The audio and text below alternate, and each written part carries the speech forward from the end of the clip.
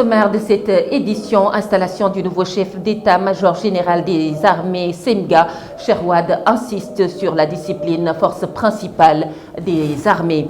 Abdou Mbow s'explique sur le fiasco de l'Assemblée générale de la convergence des jeunes républicains, COJER, section Thiès.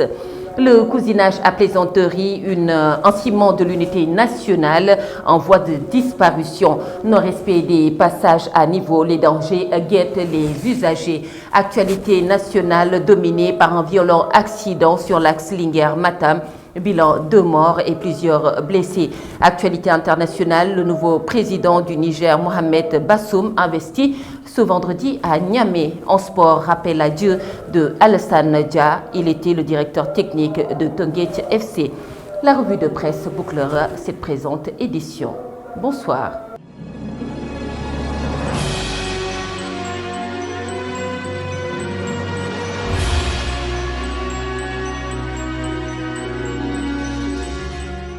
Tout d'abord, le point Covid de ce vendredi 2 avril 2021. Le ministère de la Santé et de l'Action sociale a reçu les résultats des examens virologiques ci-après.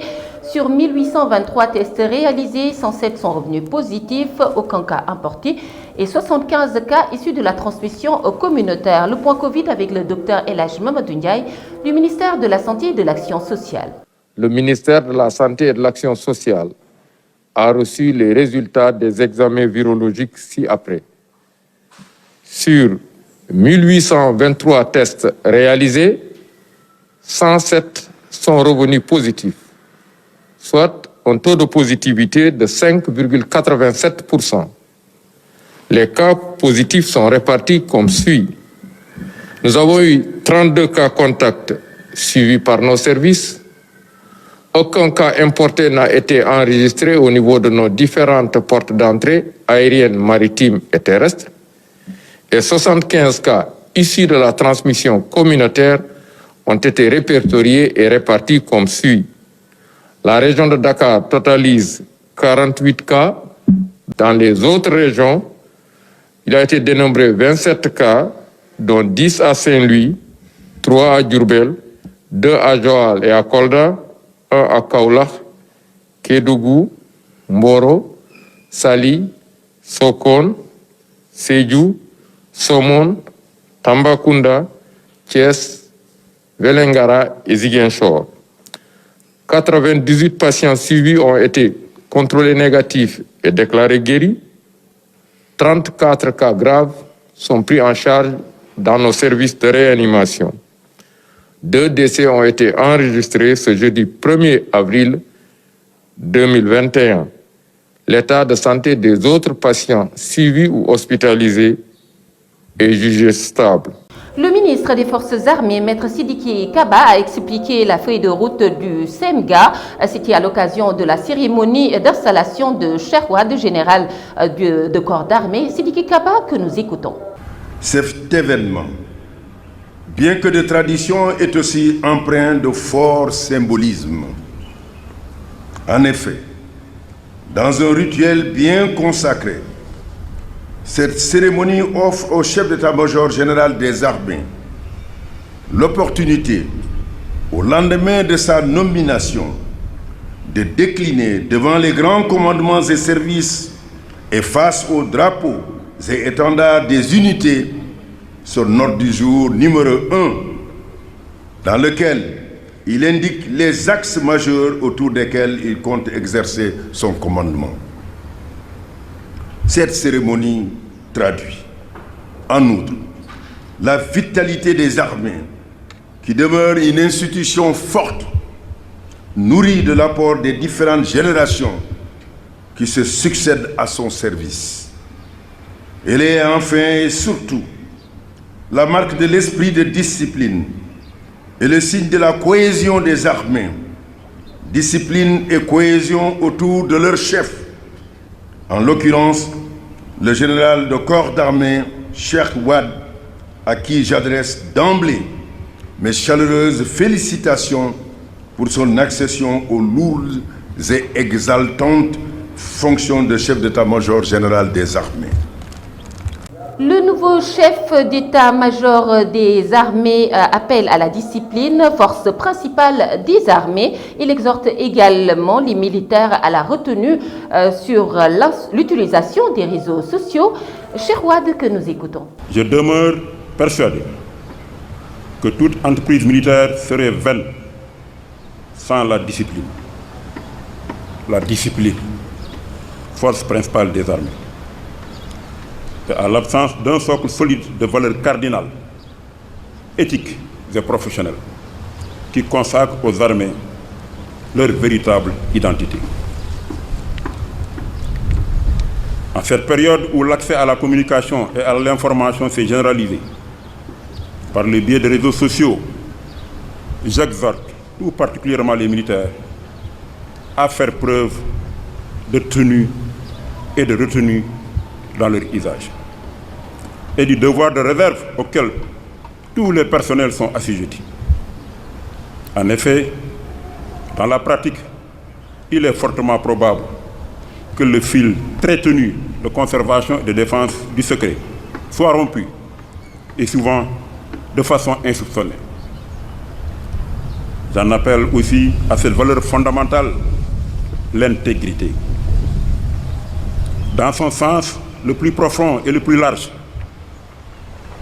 je demande instamment aux militaires, toutes catégories confondues, et plus particulièrement au leadership, de l'adopter comme l'unique boussole morale qui mène vers la voie du succès et les chemins de l'honneur. C'est le lieu d'insister sur le respect scrupuleux du bien commun et de se remémorer que notre engagement sacerdotal est de se mettre exclusivement au service de la patrie. Le premier vice-président de l'Assemblée nationale, Abdou Mbow, par ailleurs responsable de l'APR, s'est expliqué sur la non-tenue de l'Assemblée générale des jeunes de la convergence républicaine de Thiès. Il est accusé d'avoir convoqué une partie des jeunes apéristes au détriment de l'autre. Abdou Mbow s'en explique. La réunion, c'était pour écouter les jeunes.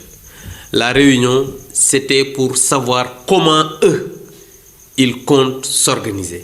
Voilà un peu le but de la réunion qui avait été convoquée. Donc c'est pourquoi je dis, ceux qui ont travaillé à ce que cette réunion ne puisse pas se tenir, c'est parce qu'ils n'ont pas compris les enjeux. C'est parce qu'ils n'ont pas compris qu'est-ce que c'est qu'un parti politique. C'est parce qu'ils n'ont pas compris qu'est-ce que c'est qu'une organisation. Mais c'est pourquoi je dis, je leur en veux pas. Si on dit qu'on ne voit pas Abdou Mbow, si on dit que Abdou Mbow est venu aujourd'hui, je laisse cette appréciation aux populations. Si je suis là, ils savent. Si je me bats, ils savent. Si je suis du parti, ils savent. Si la responsabilité de porter les combats du président de la République, je l'ai fait, oui ou non, je laisse aux gens de répondre. Je voudrais dire ici que j'en veux pas à ces jeunes. J'en veux pas au bouillonnement quand même de certains jeunes. Parce que je comprends, quand on est jeune, on peut avoir la fougue. Quand on est jeune, on peut vouloir bien faire. Mais quand on est jeune aussi, on doit avoir la responsabilité de ne pas s'affider à des responsables qui travaillent à démobiliser les troupes, des responsables qui travaillent à la division d'un parti politique, parce qu'un parti politique, par essence, doit travailler à la réunification de ses membres, à l'unification de ses membres. Voilà un peu le message que je voudrais lancer à l'endroit de ces jeunes. Le cousinage à plaisanterie, un des fondements de l'unité nationale au Sénégal est en voie de disparition. Les Sénégalais ne respectent plus ce facteur important de la cohésion sociale. Reportage Mariam Ly. Le cousinage à plaisanterie, un concept bien populaire dans notre pays, renvoie à ces plaisanteries entre rois et captifs au sein de membres d'ethnies différentes. Chacun aime se prévaloir d'être le roi, taxant l'autre d'être son esclave. Mais cette tradition semble perdre sa valeur dans la société sénégalaise. D'après Salou Diop, enseignant à la retraite, cette tradition est un vecteur de paix qu'on doit préserver. Traditionnellement, voilà des ethnies qui sont tellement entendues qu'ils disent qu'ils ont les mêmes grands-parents, les mêmes aïeux. Voyez-vous? Donc de tout temps, Même en pleine guerre de Casamance, on s'est servi de ces arguments-là pour mener à la paix. Quand vous prenez les Diop et les Ndiaye chez les Wolof, vous voyez, c'est tout comme. Ils s'entendent très bien par plaisanterie. Voyez-vous, un Sérère, un tout couleur, quand vous les voyez pour la première fois, farcer, se taquiner, mais ça étonne par exemple l'étranger. Mais un Sénégalais bon teint, ça ne l'étonne pas. C'est dû à quoi? C'est dû à cette transfiguration. C'est-à-dire que les gens ont déménagé. Les gens ont laissé complètement la tradition. Baba rejoint la thèse soutenue par Salou Diop. Selon lui, c'est le manque de discipline de la nouvelle génération qui est la cause de cette déculturation. Si cette tradition n'est plus en valeur, c'est à cause du manque de civisme, en l'occurrence la nouvelle génération qui n'a plus de considération envers ses aînés.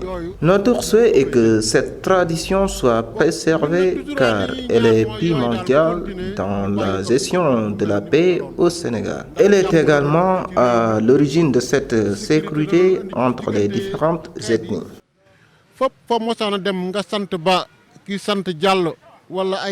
Ne s'arrêtant pas là, ces pères de famille lancent un appel aux éducateurs sur l'initiation de l'éducation traditionnelle à la nouvelle génération.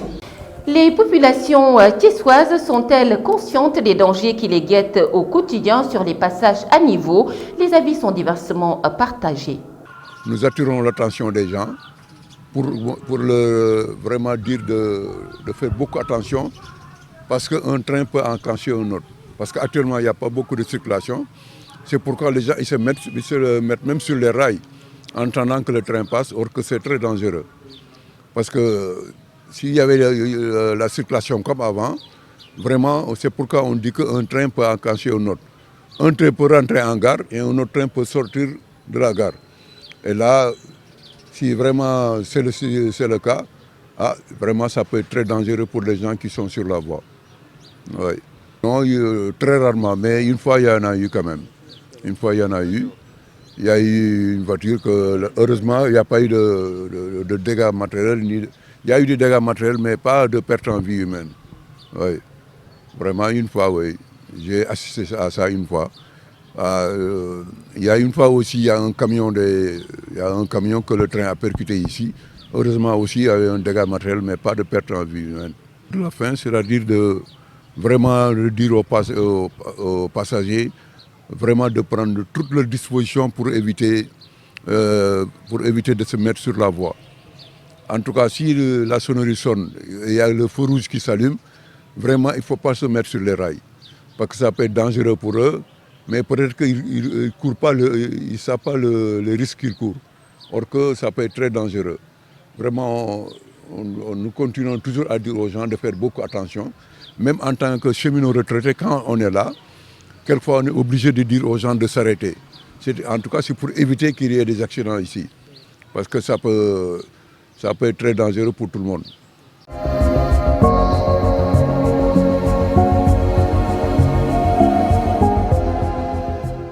Actualité nationale, accident hier sur la route Linguère-Matam. Le bilan fait état de 2 morts et plusieurs blessés. L'actualité nationale est signée Fatou Fall.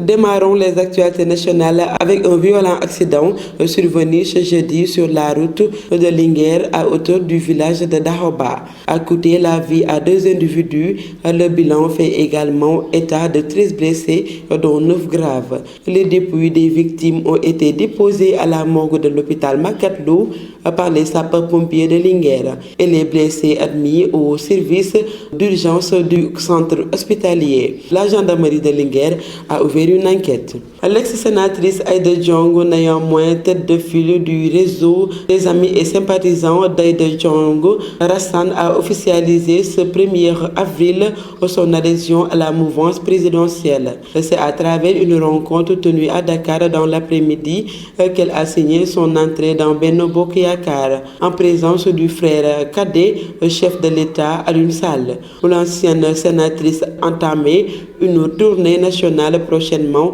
pour marquer le renouveau du mouvement Rassan qu'elle dirige. Terminons les actualités nationales avec le ministre du Tourisme et des Transports aériens a constaté le survol de l'espace aérien national avec prise de vue dans la région de Ziguinchor, notamment dans les zones de sécurité. Le ministre a pris les mesures conservatoires en immobilisant l'avion incriminé et a ouvert une enquête, lit-on dans un communiqué de ce département ministériel. L'aéronef ne disposait d'aucune autorisation de navigation lui permettant de survoler la zone en question dans des conditions définies par les lois et les règlements.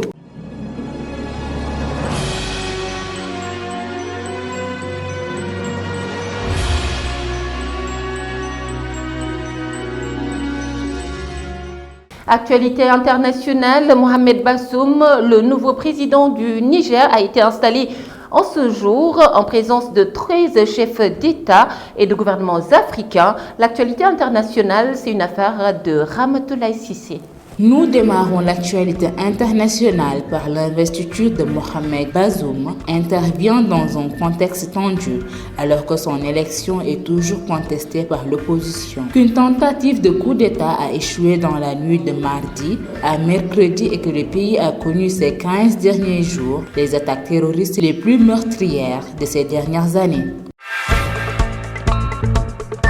C'est le pire accident ferroviaire à Taïwan depuis des décennies. Au moins 41 personnes sont mortes et plus d'une soixantaine transportées à l'hôpital après le déraillement d'un train bondé à l'est de Taïwan ce vendredi. 2 autres passagers demeuraient coincés vendredi après-midi à l'intérieur du tunnel dans les wagons déformés par le choc. Selon les premiers éléments de l'enquête, l'accident aurait été causé par un engin de chantier. Après avoir glissé d'un talus, aurait heurté le train qui s'apprêtait à entrer dans un tunnel. 2 mois après le coup d'État, la répression de la junte contre les civils a fait plus de 520 morts. Mardi, 3 fractions rebelles ethniques ont menacé de rejoindre le mouvement de contestation si le bain de sang continue. En parallèle, 2 autres groupes de rebelles ont attaqué des bases militaires dans les États Karen et Kachin, provoquant des frappes aériennes contre les civils. C'était tout pour les actualités internationales.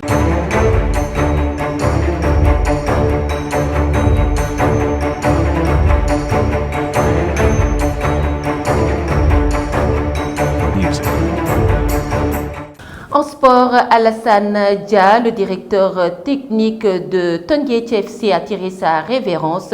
Les sports, c'est avec Ndeye Koumba Fall. Démarrons les actualités sportives par la Coupe de la Ligue. Le Dakar SC, face à Africa Promo Foot, a fait respecter la hiérarchie à Thiès, même où les clubs locaux n'étaient pas à la fête. Puisque dans le premier choc entre équipes de L1, Génération Foot est allé éliminer le Ceneps Excellent chez lui. Le duel entre le port de l'US Ouakam, 2 formations de L2, a tourné à l'avantage des mieux classés en championnat, les Ouakamois. Et puis la Coupe d'Afrique des Nations CAN se déroulera au Cameroun du 9 janvier au 6 février 2022, a déclaré jeudi 1er avril la Confédération africaine de football CAF. Le tirage au sort pour répartir les 24 équipes en 6 groupes a été fixé au 25 juin 2021. La compétition devait avoir lieu cette année, mais a été reportée à cause de la pandémie de coronavirus. Terminons par cette triste note avec le rappel à Dieu de Alassane Dia, directeur technique du club de Teungueth FC, survenu ce vendredi matin à son domicile 6 à Bambilor, des suites d'une longue maladie. Sa disparition est survenue à la veille du match Teungueth FC Espérance de Tunis, comptant pour la 5e journée de la Ligue africaine des champions. Avant sa nomination au poste de directeur technique au Teungueth FC, le défunt avait entraîné plusieurs clubs sénégalais, dont l'AS Pikine, avec qui il a emporté le championnat du Sénégal en 2014. C'était tout pour les actualités sportives.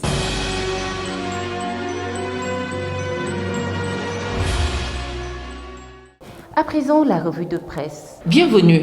À la une du Soleil de ce matin, l'on nous annonce 136,8 milliards de francs CFA pour développer le réseau gazier. En effet, le projet gazier du Sénégal connaît une accélération avec la signature hier à Dakar d'un contrat de développement conjoint entre le Fonds souverain d'investissement stratégique, le consortium West African Energy et African Finance Corporation. Cet accord couvre les activités de développement qui vont des études techniques et financières au bouclage financier. La Tribune s'intéresse au report des locales qui ravivent la colère de l'opposition. À ce propos, la société civile entreprend une médiation. Restons avec la Tribune qui nous annonce également la décision des apéristes de porter plainte contre Moussa Sow pour voie de fait, complicité, coups et blessures volontaires et association de malfaiteurs. Dans les prochaines heures, le leader de la convergence des jeunes républicains devra répondre à une convocation de la gendarmerie. Les Échos s'intéressent aux divergences sur la date des élections. Le FNR suspend le dialogue, le pouvoir prêt à des concessions. Il y a la détractation pour introduire un amendement afin de proposer janvier 2022 pour les locales. Du nouveau dans l'affaire du soi-disant prophète de Kolda, l'Observateur annonce à sa page 7 ce que les filles ont dit au fondateur de l'ONG La Joie des Orphelins, l'état psychologique et le retour des 4 filles et 6 garçons auprès de leur famille. Passons à Vox Pop où le président de la SRED attire notre attention. Il nous décrit à la page 5 du journal l'enfer carcéral au Sénégal dans une lettre ouverte au chef de l'État. Dans le quotidien, le FNR ne dialogue plus. Un vrai désaccord sur la date des locales. L'opposition suspend sa participation. L'Assemblée tranche aujourd'hui. Pour terminer, éliminatoire mondial 2022, Aliou Cissé en sursis. Les 6 matchs pour convaincre Togo et Congo à affronter en juin. Double confrontation contre Namibie en septembre. Retrouvailles avec le Togo et le Congo en octobre. Une question se pose dès lors dans Stade. Doit-on renforcer le staff d'Aliou Cissé? Bonne lecture. Mesdames et messieurs, c'en était tout pour votre édition de ce jour. Merci beaucoup de nous avoir suivis. Mais l'information continue à travers www.prestigethies.com. Bonsoir.